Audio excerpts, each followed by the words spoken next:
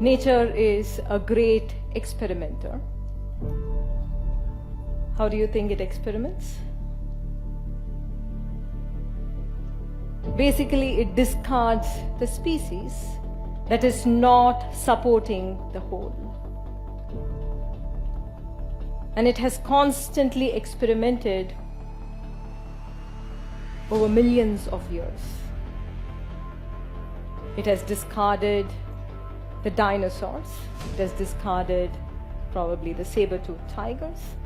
It has discarded Ramapithecus. It has discarded the Neanderthals.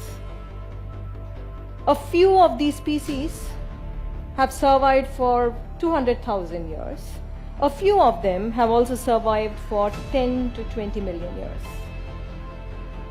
So this is just information for you.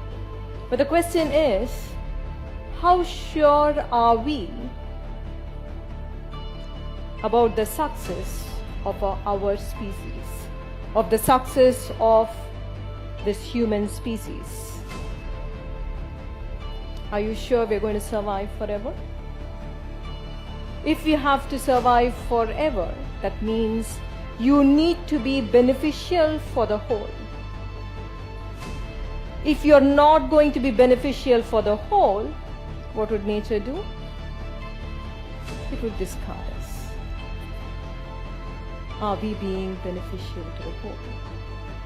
If we probably have to have a conversation with the planet Earth, what do you think the planet would tell us?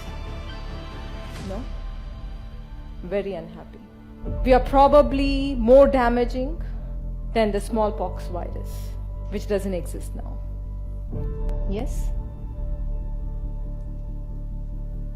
We are more damaging. We are causing greater calamity. We are being cruel to this planet of ours. If you look at any other species, every other species kills somebody else or kills another species only for its own survival, only when it is threatened or when it is very hungry. But we as a human species, we have not evolved. But we as a species kill another species, not for our own survival, but to prove our superiority over the other, to prove our dominance over this entire planet, or sometimes even for pleasure. There is a huge noise outside in the world about the virus, the coronavirus. What if this coronavirus is nature's way of eliminating the human virus? There is a huge possibility, right? We are not being beneficial to the whole. If we are not being beneficial to the whole, we have seen again and again that nature discards us.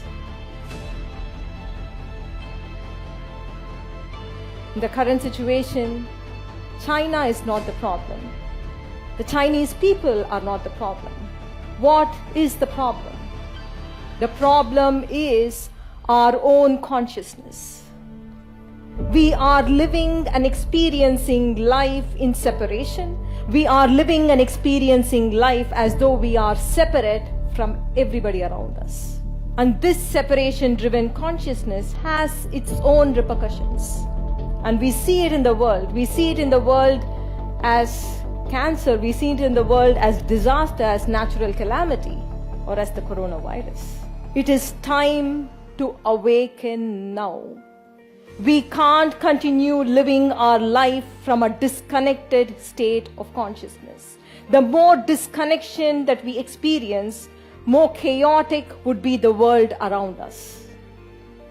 If we are truly looking for a more peaceful world, if we are truly looking for a more joyful world, if we intend to create a beautiful world for our children, for our grandchildren, then the transformation has to happen now and here.